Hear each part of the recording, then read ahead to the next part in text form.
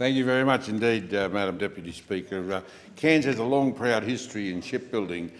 More than 270 vessels have been built in Cairns, including the Fremantle-class patrol boat and the hydrographic ships for the Navy. On time, on budget, and they've been in service in our fair city for their entire life.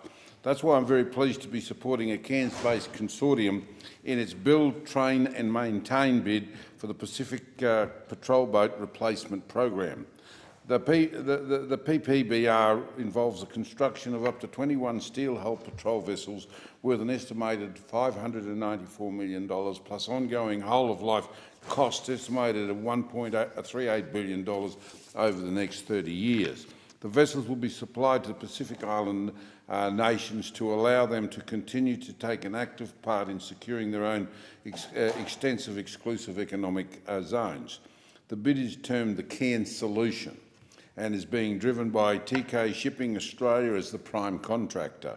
TK is one of Australia's preeminent ship operations and maritime services companies, has a long history in technical services to the Royal Australian Navy, the Department of Defence and the Australian Customs and Border Protection Service, now the Australian Border Force. TK will engage Damon Shipyards Group as the vessel designer and builder. Damon are world leaders in their field with over 100 similar vessels already operational. They will be employing BSE Maritime Solutions facilities and staff in Cairns to build these vessels. The facilities BSE now own have repaired and maintained Royal Australian Navy ships for over 30 years, Madam Deputy Speaker, and the RAN Fremantle-class patrol boats will build at that Cairns slipway. Also in Cairns, Norship Marine will be engaged to maintain vessels. They too have more than 30 years of experience.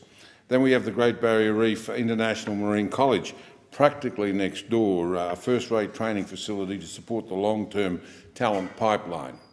Lastly, we have Advanced Cairns and the Cairns Chamber of Commerce and other official supporters who are presenting a united community commitment to a successful project. It's an absolute coup that these Cairns companies are working with others who are at the top of their field internationally. It really says something about the calibre and reputation of our local industry. Last week I welcomed the Cairns Solution team to Canberra. I'd particularly like to thank my colleagues who attended the briefing on Thursday. We had the Deputy Prime Minister and Minister for Infrastructure, Regional Development, Warren Truss, the Attorney-General, Senator George Brandis, the Assistant Minister for Defence, Stuart Roberts, Senator Ian McDonald, Senator James McGrath, Member for Petrie, Luke Howarth, the Member for Flynn, Ken O'Dowd, and representatives from Senator Joanne Lindgren and the Minister for Industry, Ian McFarlane. There was a whole host of reasons why I am unconditionally supportive of the Cairns Solution, and I'd like to share these with the House today. When it comes to shipbuilding and maintenance, quite frankly, Madam Speaker, we do it very, very well. In Cairns has the largest marine service facility north of Brisbane. The Cairns shipyards built the RAN Fremantle-class patrol boats, as I said earlier, which have served the Navy for nearly 30 years until their retirement. The two hydrographic survey vessels currently in service, also built in Cairns, and these ships support the surveying over 1/8 of the world's surface. The current PPP-B program is supported from a Cairns base, and this continuity of service will provide welcome familiarity to crews from the Pacific nations. With more RAN dockings having been performed at Norship than at any other Australian shipyard over the past few years, having the patrol boat replacement program in Cairns will offer a seamless transition from current maintenance schedules to the delivery of new vessels. Madam Deputy Speaker, the economic value to the total economy for the current service and repair program is over $200 million a year, and if the Cairns Solution is successful, we will maintain and develop industry-leading Australian shipbuilding and support services for the next 25 years. A project of this size will have a transformational impact, diversifying the far north Queensland economy with massive economic benefits for far north Queensland and Queensland more broadly. Our city has experienced very high unemployment for many years, and at one point or more than 10%. and we also have the highest youth unemployment in mainland Australia, with 1 in 5 young people aged 20 to 25 out of work. This bid could significantly grow local employment and boost the development of our skills base. It would provide over 200 direct jobs in addition to indirect employment of up to 1,000 people.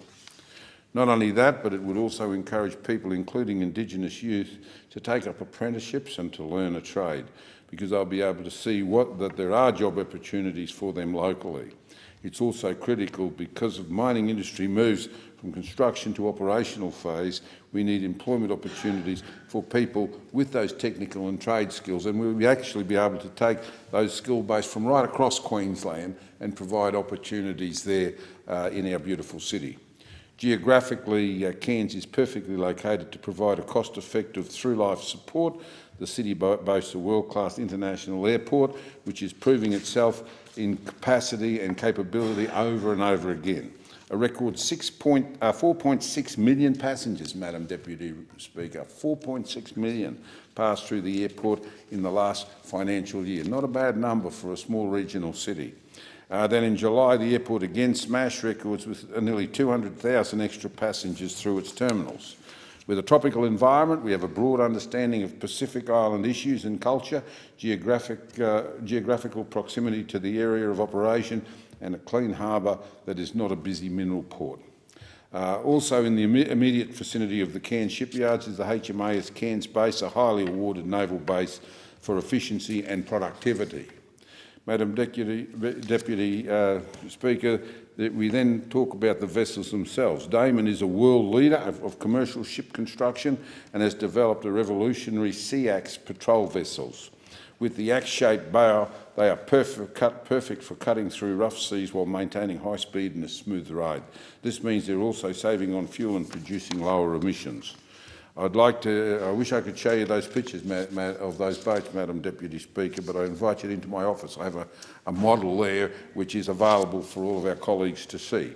They look incredibly modern, but the real selling point is they're actually quite simple inside. This is a major plus when you consider that the everyday operations of the vessel will often take place in remote areas and in testing tropical conditions. Lastly, it's important to consider that this bid in the context of Australia's broader policy direction for Northern Australia. In the Joint Select Committee for Northern Australia report, Pivot North, we identified that there was considerable scope to increase defence presence in Northern Australia, and this was reinforced in the White Paper on Developing Northern Australia, which stated the government expects defence capital investment in Northern Australia over the next decade to be significantly higher than the historical defence average, reflecting on the importance of the North to our nation's current and future defence and national security. This will bring a range of economic and broader opportunities to this region. The Cairns solution, Madam Deputy Speaker, is the only bid for Queensland and certainly the only bid for all of Northern Australia. Others are coming from South Australia, West Australia, New South Wales and Tasmania. Cairns is a logical place to construct and maintain vessels designed to patrol the waters off Northern Australia. Further, the economic diversification and skills building this project promotes will be critical in the ongoing success for the development of Northern Australia. Madam Deputy Speaker, in conclusion, can I say that the Cairns solution really does have the ability to build Pacific national capability supported by the Australian government, which makes Australia and our Pacific nation neighbours a safer and more secure region.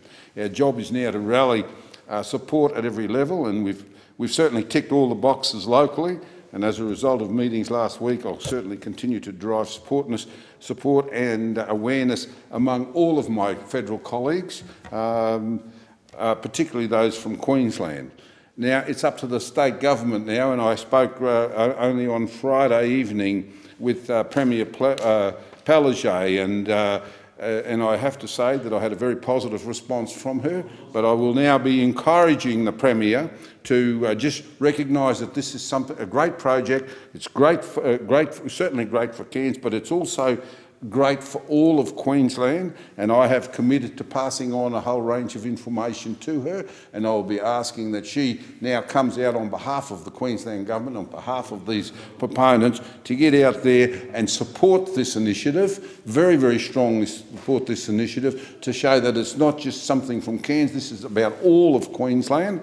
And so I'd say let's get out there, do all we can to support this, and yourself, Madam Deputy Speaker, as a Queensland member, support the Cairns solution. And if I can just make aware here, the hashtag Cairns for the win.